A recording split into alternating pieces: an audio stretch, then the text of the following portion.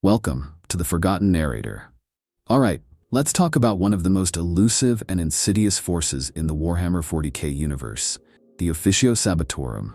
At first glance, they don't have the raw firepower of the Adeptus Astartes, the overwhelming might of the Astra Militarum, or the arcane power of the Inquisition. They don't lead massive crusades, and you won't find them charging into battle under banners of the Imperium. But make no mistake, these operatives can bring down entire planets without ever firing a shot. They don't conquer through force. They dismantle through precision, patience, and pure, calculated destruction. Imagine this: a forge world grinding to a halt as its reactors mysteriously fail. A hive city descending into chaos as its food and water supplies are poisoned. An Imperial fleet torn apart before a battle even begins because someone ensured their ammunition detonates inside the magazines. These aren't random accidents. This is the Officio Sabotorum at work, a hidden hand that specializes in the quiet collapse of entire civilizations. So, who are these saboteurs? What kind of missions do they carry out? And just how much power do they really wield from the shadows? To understand the full scope of their influence, we have to go back to the origins of this secretive order and the terrifying methods they use to reshape the fate of the galaxy. The origins of the Officio Sabotorum are as shadowy as the operatives themselves. Unlike the more famous branches of the Imperium's war machine, they don't have grand statues, parades, or even a widely known history. That's because their very existence is meant to be forgotten. Some say they were formed in the earliest days of the Imperium, during the Great Crusade, when the Emperor realized that brute force alone wouldn't be enough to bring the galaxy to heel. Others argue that they emerged much later, a desperate creation of the High Lords of Terra when they saw that the Imperium's wars were becoming too costly, too drawn out. Either way, the result is the same: a force designed not to wage war, but to unmake it. Their connection to the Officio Assassinorum is undeniable. Some even believe the Officio Sabotorum was originally just a subdivision of the Assassinorum, an offshoot tasked with eliminating not people, but entire infrastructures, economies, and logistical networks. Instead of executing key individuals, they execute entire war efforts. Over time, however, their methods became so specialized, so distinct from the silent killers of the Assassinorum, that they evolved into their own entity, operating independently, but in tandem with their deadly cousins. The main role of the Officio Sabotorum is disruption. They are not soldiers, nor are they assassins in the traditional sense. Their job is to destabilize. If an Imperial world is facing a war of attrition, these agents ensure the enemy's supply chains crumble first. If an Inquisitor needs an uprising to look like an accident, they engineer it. If an entire planet is proving too rebellious, they don't send a fleet. They make sure the world starves, burns, or drowns in its own internal chaos. The chilling part? They don't always act against the enemies of the Imperium. The High Lords of Terra, the Inquisition, and even certain Space Marine chapters have called upon their services to weaken rival factions within the Imperium itself. That's where things get complicated. Are they truly servants of the Emperor, or just another tool for the Imperium's endless political games? Some argue that they have no loyalty beyond their orders, that their only purpose is to obey the will of those in power, regardless of the morality behind it. Others believe there are deeper layers to their operations, suggesting that some cells might be acting on their own, playing a long game that no one fully understands. In the grim darkness of the far future, loyalty is just another weapon. And the Officio Sabotorum? They are the ones who decide where and when that weapon is used. The Officio Sabotorum doesn't win wars in the traditional sense. They don't lead charges, they don't hold the line, and they certainly don't plant their banners in the ruins of conquered cities. No, their victories are quieter, slower, but just as devastating. Their methods are surgical, invisible, and most terrifyingly, impossible to predict until it's too late. That's what makes them so effective. While the Imperium's enemies prepare for war with bolters and battle cannons, the Officio Sabotorum ensures the battle never even begins. Sabotage is an art form for these agents. They don't just plant bombs and call it a day. They understand the delicate balance that keeps civilizations running and know exactly which strings to cut to make everything collapse in the most catastrophic way possible. If they want to cripple a forge world, they don't target the factories directly. Instead, they infect its automated systems with faulty machine spirits, slowly degrading the efficiency of production until weapons begin misfiring, armor plating starts failing, and titans step onto the battlefield with fatal design flaws. By the time the enemy realizes their war machines are defective, the damage is irreversible. And it's not just technology they manipulate. Economies are just as fragile. Entire planets have been brought to ruin by subtle currency devaluations, strategic market collapses, and artificially induced shortages. What looks like bad luck or economic mismanagement is often a carefully orchestrated attack, a slow-burn destruction that leaves millions starving, rioting, and too busy fighting each other to resist whatever force moves in next. One of their most chilling weapons is misinformation. The Imperium thrives on rigid hierarchy and absolute faith, but that also makes it vulnerable to doubt. A single whisper in the right ear, a carefully forged decree, or a hacked astropathic message can turn allies into enemies overnight. Imagine an Astra Militarum regiment believing their reinforcements are actually traitors, or an Astartes chapter convinced their supply lines are compromised and abandoning an entire war front. The Officio Sabotorum has sown these kinds of doubts time and time again, toppling entire war efforts without ever raising a weapon. Of course, there are more direct methods as well. Explosives, biological agents, targeted assassinations disguised as accidents. These are the blunt instruments in their arsenal. But even here, there's a certain elegance. A single bomb in the right place can be worth more than an entire fleet in open battle. A viral outbreak in a planetary command center can do more damage than a full-scale invasion. The Officio Sabotorum doesn't care how the job gets done, only that it does. This level of precision raises an interesting question. How much control do they really have? Some theorists believe they don't just sabotage the enemies of the Imperium, but even manipulate the Imperium itself, ensuring that certain war efforts fail while others succeed. What if some of the Imperium's greatest losses weren't due to bad strategy or overwhelming enemy strength, but because someone behind the scenes decided it had to be that way? The idea that they could be steering the Imperium's fate, choosing which planets live and which are left to burn, is horrifying. The scariest thing about the Officio Sabotorum isn't their methods. It's that they could be anywhere, at any time, doing their work without anyone realizing until it's already too late. And if you ever find yourself wondering whether a planetary disaster, a failed war campaign, or a seemingly random imperial collapse was really an accident, well, that's exactly what they want you to think. There's something deeply unsettling about the kind of people who become agents of the Officio Sabotorum. Unlike the fanatical warriors of the Adeptus Astartes or the indoctrinated zealots of the Inquisition, these individuals don't charge into battle with righteous fury or unshakable faith. They work in silence in the shadows, and their greatest triumphs are the ones no one ever knows about. What kind of mind thrives in that kind of existence? What drives someone to become not just a killer, but a master of slow, systematic destruction? The truth is, there is no single answer. Some are chosen, some are broken, some are made.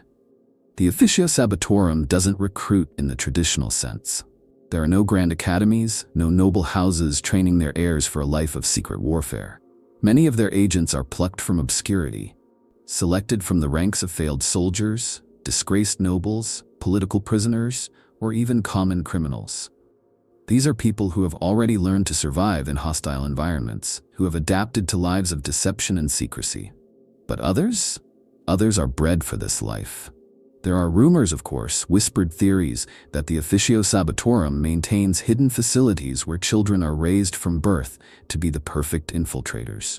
No names, no personal connections, no attachments, just pure, owned instinct. A mind trained to find weakness in everything, to dismantle trust as easily as one might disable a power grid. If this is true, then these agents are not just tools of war, they are weapons in human form, built for a singular purpose. The training is brutal in ways that are difficult to comprehend. It's not about physical endurance, though that is certainly part of it. It's about reshaping the way a person thinks, making them see patterns of destruction in everyday life. A true saboteur doesn't just learn to break things. They learn to make that break look like an accident, a miscalculation, an unfortunate coincidence. If a bridge needs to collapse, they don't simply plant explosives. They understand the structure, weaken the right support beams over time, introduce microfractures in key joints. When it finally crumbles, no one will suspect it was sabotage at all. Loyalty is another complex issue. The Imperium demands absolute obedience. But the nature of these operatives' work requires them to think independently, to act with precision without constant oversight. That's a dangerous combination. Some fan theorists argue that no one can truly control the Officio Sabotorum, that its agents are so deeply embedded in their roles that they may not even consider themselves part of the Imperium in the same way a soldier of the Astra Militarum does. When you spend your entire existence pretending to be someone else, infiltrating enemy factions, embedding yourself into foreign cultures, at what point do you stop pretending? Some say that's why their training is so extreme. They are not just taught skills, they are conditioned.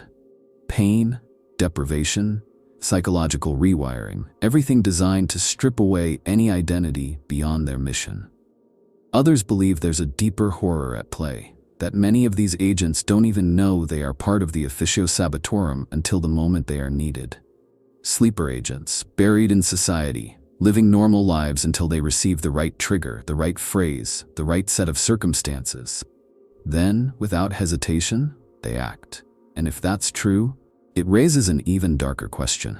How many of them are out there, living among Imperial citizens, unaware of what they truly are? How many Imperial officials, ship captains, or even high-ranking nobles are just waiting to be activated? If the Officio Sabotorum has mastered the art of programming minds as well as sabotaging infrastructure, then the Imperium's greatest enemy might not be the forces of chaos or the endless Xenos hordes. It might be the people who were supposed to protect it, operating in the dark, unseen, until the moment comes to tear it all down. Some of the greatest battles in the history of the Imperium weren't won by bolters, tanks, or even orbital bombardments. They were decided long before the first shot was ever fired, when the Officio Sabotorum did its work in the shadows. These are the missions that don't make it into the Grand War Chronicles, the ones that are buried under layers of secrecy. But if the rumors are true, then some of the most devastating losses and most unexpected victories in Imperial history can be traced back to a single operative, slipping through the cracks of an unsuspecting world, setting the stage for a collapse so complete that even the survivors never fully understand what happened.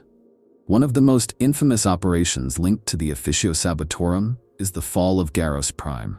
On the surface, it looked like a standard chaos uprising, cultists gaining influence, Imperial forces arriving too late, the planet falling into the hands of the archenemy. But the deeper you look, the stranger it gets. It wasn't a sudden revolt, it was a slow disintegration. The manufactorums started failing months before the first insurrection. Administratum records became unreliable. Entire supply shipments vanished, and key figures in the planetary government suffered a series of accidents. By the time the Astra Militarum deployed, the planet was already dead. The fighting was just a formality. And then, as if to confirm that something far more sinister was at play, the cult that had supposedly overthrown the government collapsed in record time, as if they had been nothing more than a puppet movement designed to justify what came next. An exterminatus order to erase all evidence. To this day, some theorists believe that Garros Prime wasn't lost to chaos at all. It was destroyed from within, a deliberate act of sabotage to prevent something even worse from taking root. Another widely debated case is the fall of the Falx Citadel, a fortress so secure that even a full-scale war effort would have struggled to breach its walls. Yet it crumbled in a matter of days.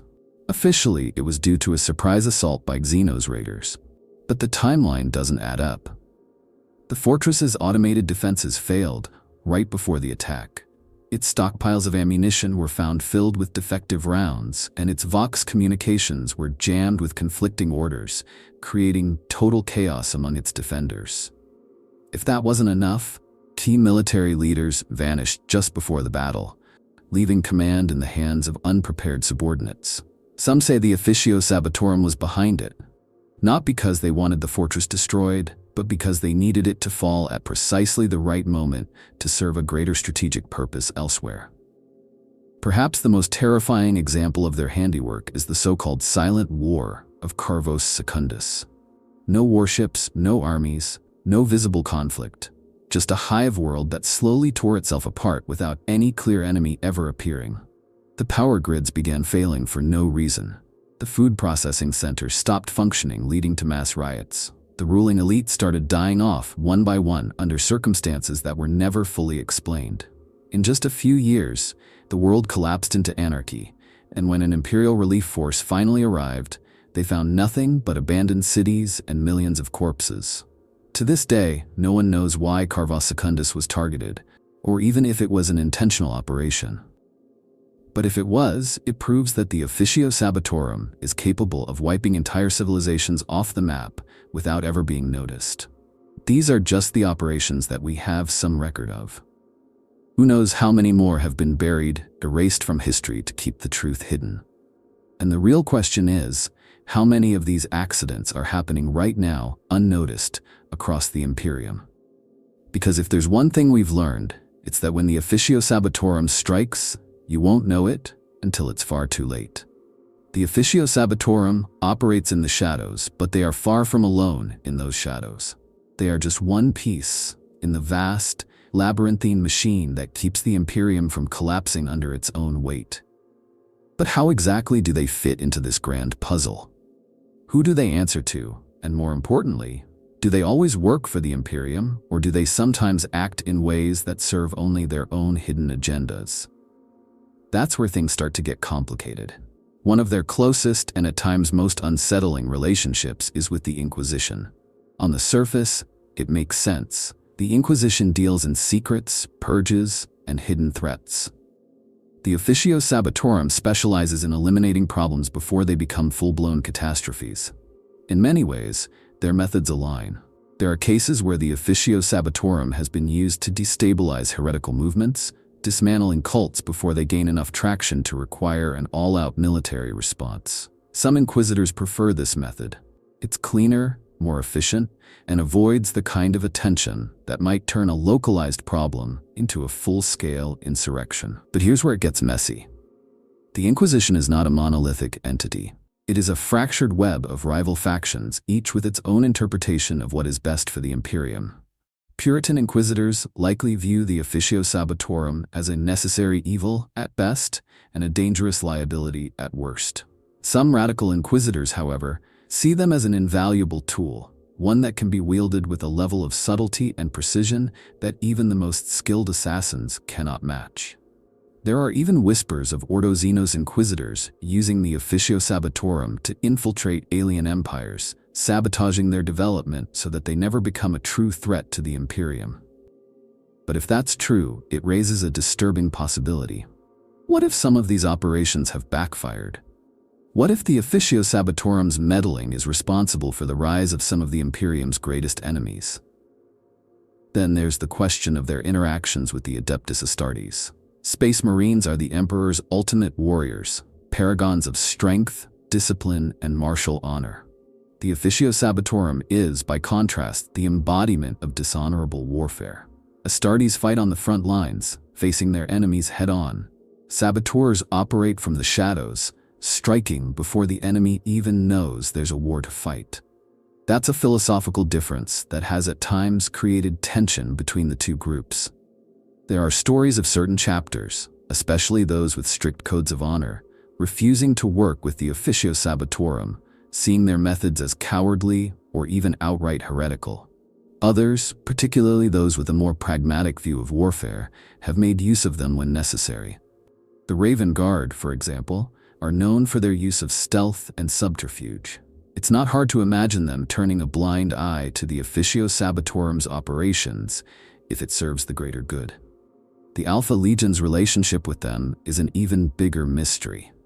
Some theorists suggest that the Officio Sabotorum and the Alpha Legion share more in common than the Imperium would ever admit, raising the question of whether there has ever been a case where an agent of the Officio Sabotorum turned out to be working for the Alpha Legion all along.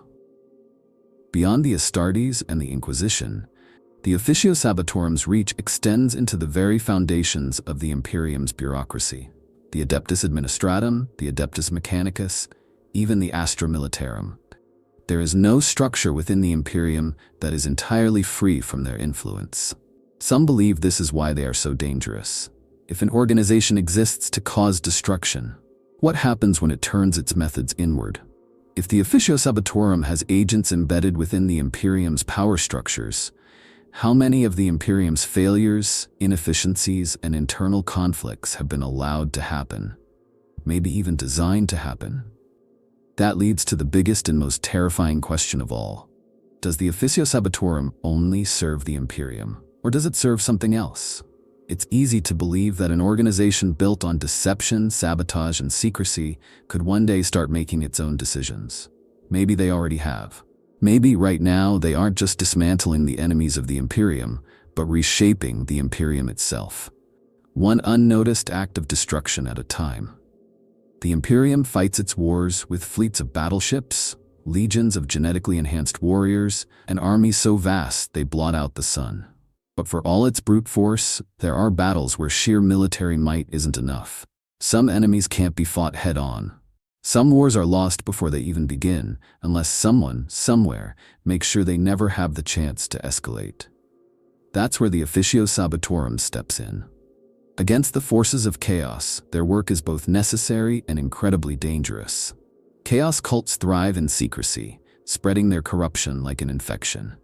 A single corrupted official, a single compromised planetary governor can doom entire systems before the Imperium even realizes there's a problem. The Officio Sabotorum excels at targeting these threats early. Some of their most critical missions involve infiltrating planetary administrations, identifying potential cult activity before it can take root, and then quietly eliminating key figures before the infection spreads. But here's the terrifying part. Chaos operates on a level far beyond simple sabotage. The ruinous powers don't just corrupt flesh, they corrupt minds, twisting reality itself. That means every mission against chaos is a gamble.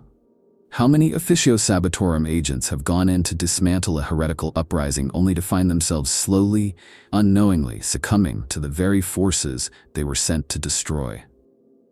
The idea that some of these agents, trained to bring ruin from within, might one day turn their talents against the Imperium itself under the influence of chaos is the kind of nightmare scenario the Inquisition dreads. Orcs present a different challenge.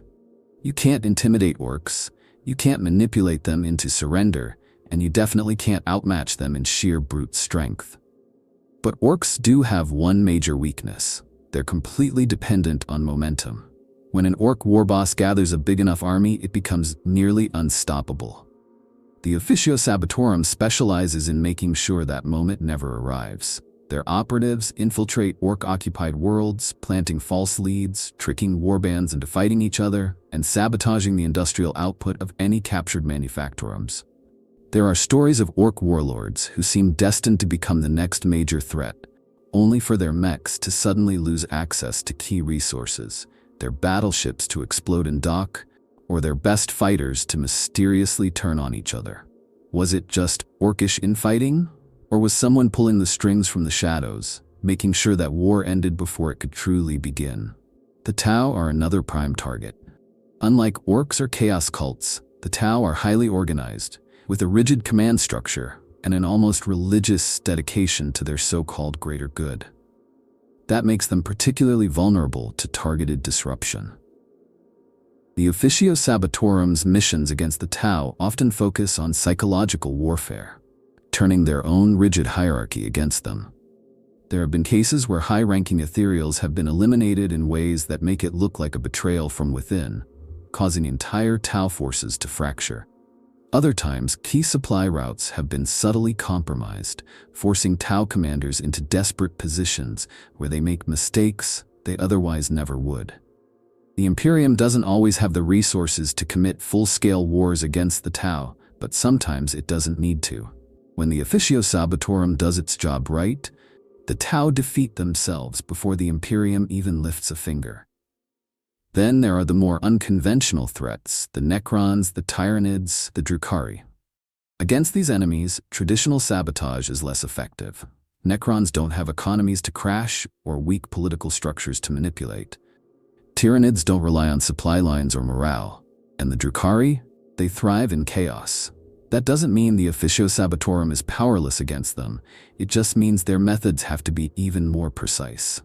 Some fan theories suggest that the Officio Sabotorum has played a hidden role in some of the most unexpected collapses in the history of these factions. There are whispers that certain dormant Necron tomb worlds never awoke because someone ensured they remained buried. There are even darker theories about Tyranid invasions that were subtly redirected. Entire hive fleets lured away from critical Imperial worlds through careful manipulation of astropathic signals. If true, that would mean the Officio Sabotorum isn't just destroying threats, it's actively shaping the flow of war across the galaxy, deciding who lives, who dies, and which battles are worth fighting. That's the terrifying reality of their work. Most of the time, the Imperium's enemies never even realize they were under attack. Wars that should have been lost are never fought. Threats that should have grown into full-scale disasters simply fade into nothing. But the real question is, how often does that strategy backfire? How many times has a seemingly minor act of sabotage led to something far worse? If the Officio Sabotorum is playing a game of unseen war across the stars, then one mistake, one miscalculation, could doom the Imperium just as easily as it has saved it. The Officio Sabotorum operates on the razor's edge of control. Their missions require precision, foresight, and an almost supernatural ability to predict the chain reaction of their actions.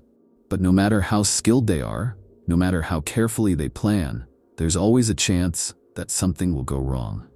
And when sabotage spirals out of control, the consequences can be catastrophic, not just for the intended target, but for the Imperium itself. There are countless stories hidden in the margins of Imperial history about operations that went too far.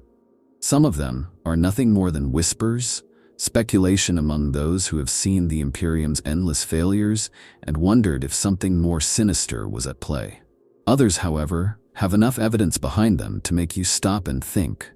What if some of the greatest disasters in Imperial history weren't just bad luck or enemy cunning, but the result of the Imperium sabotaging itself? One of the most infamous suspected cases is the collapse of the Helios Gate, a key Imperial fortress world that stood as a bulwark against the expanding Orcish warbands of the Caradon sector.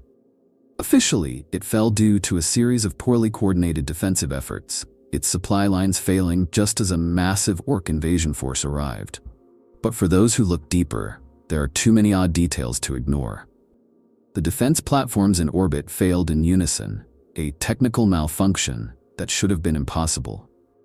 The planet's primary command center was crippled by a sudden and unexplained fire, and the leader of the planetary defense force vanished just days before the invasion, only to be found dead in a back alley of an underhive. Theories abound about what really happened.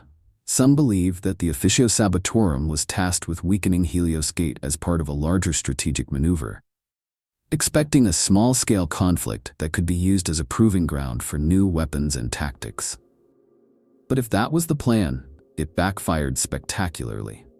The Orcs were far stronger than expected, and what was meant to be a controlled engagement turned into an unstoppable tide.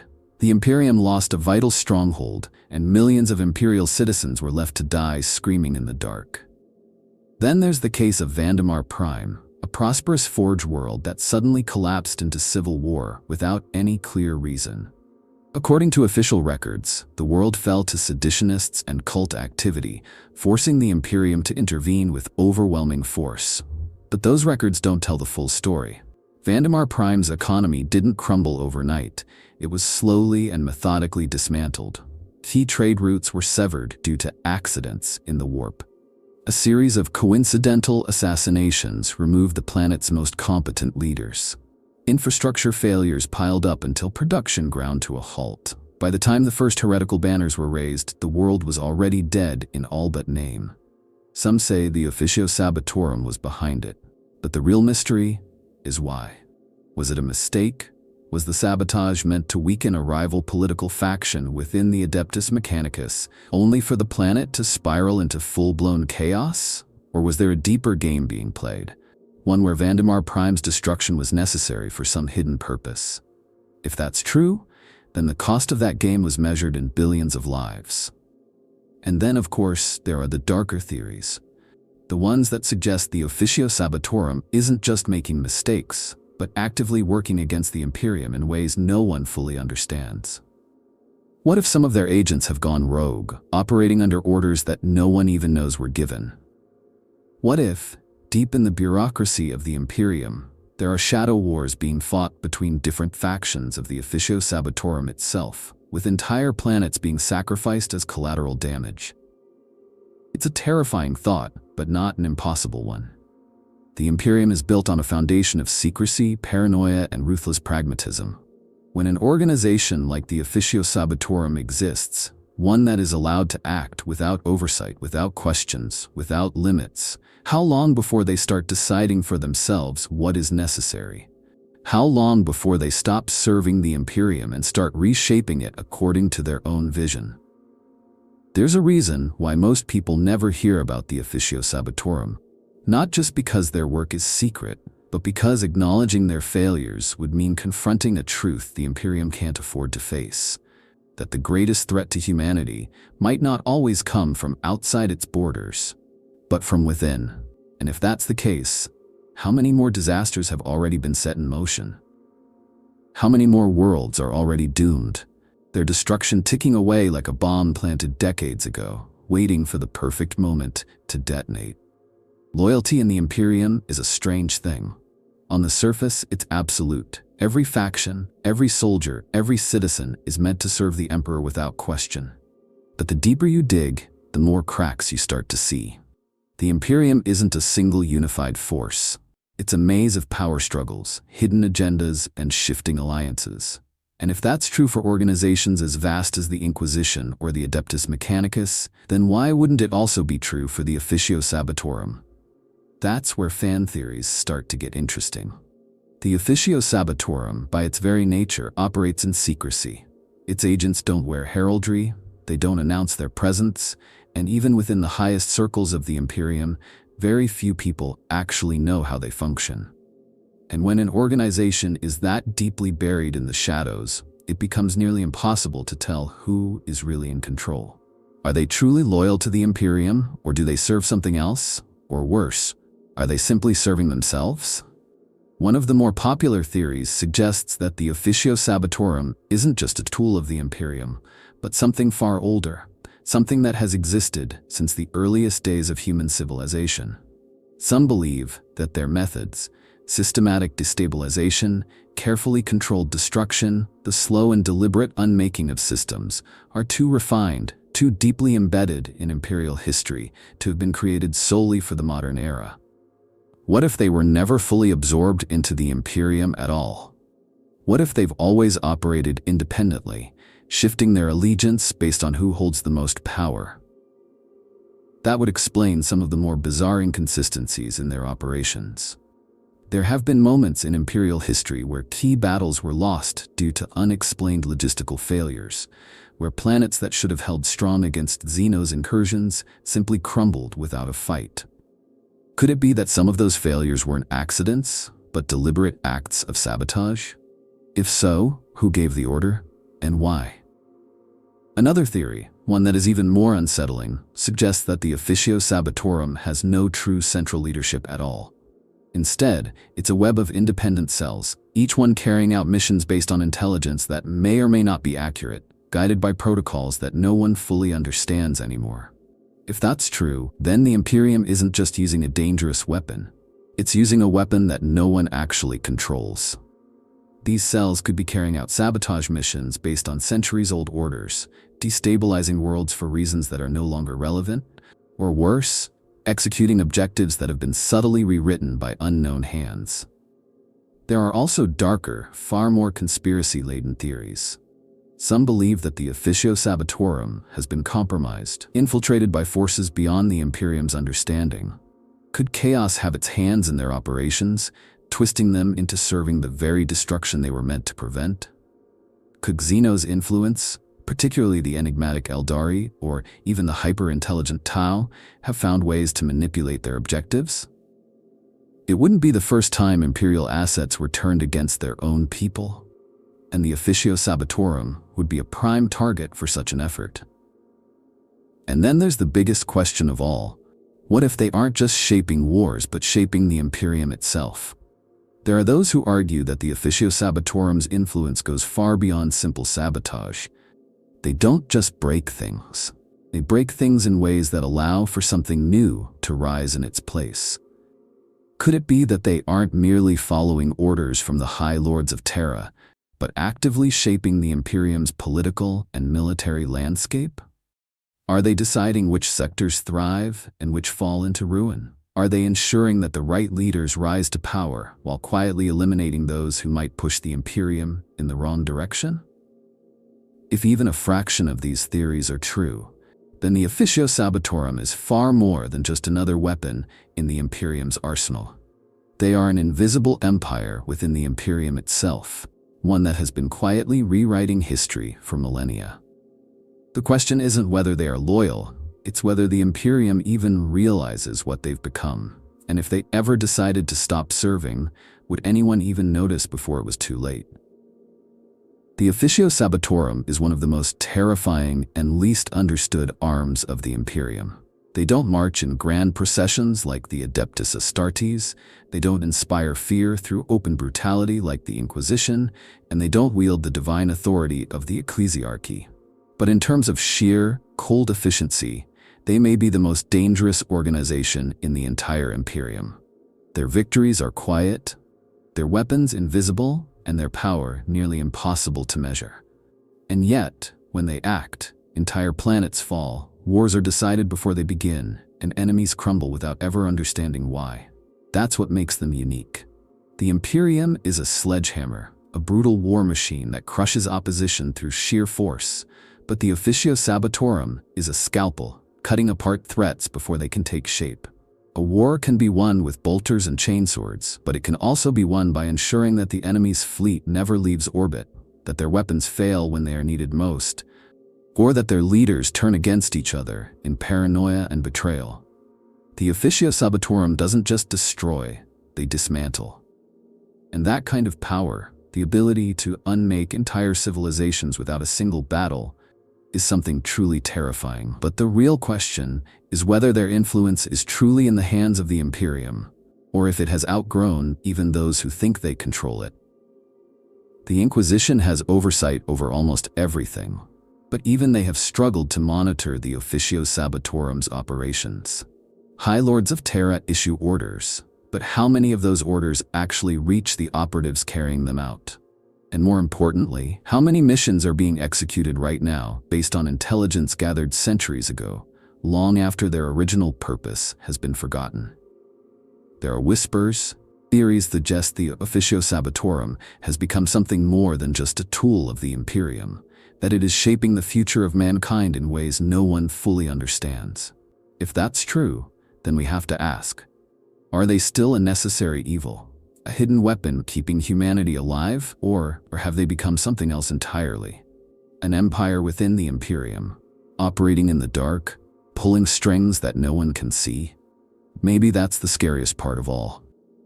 We will never truly know how many times they have decided the fate of planets, how many wars they have prevented, how many disasters they have caused.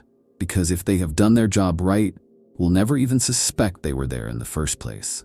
And that means right now, as we look across the crumbling, war-torn Imperium, there's no way of knowing how much of this was meant to happen. How much of it was planned long ago by men and women we will never see, whose names we will never know. If you found this deep dive into the Officio Sabotorum as fascinating as I did, don't forget to like, subscribe, and hit the notification bell so you never miss another breakdown of Warhammer 40k's darkest secrets. There's always more to uncover, and I guarantee the next story will be just as insane as this one. Stay tuned, and as always, beware the shadows, because sometimes the greatest threats are the ones we never even see.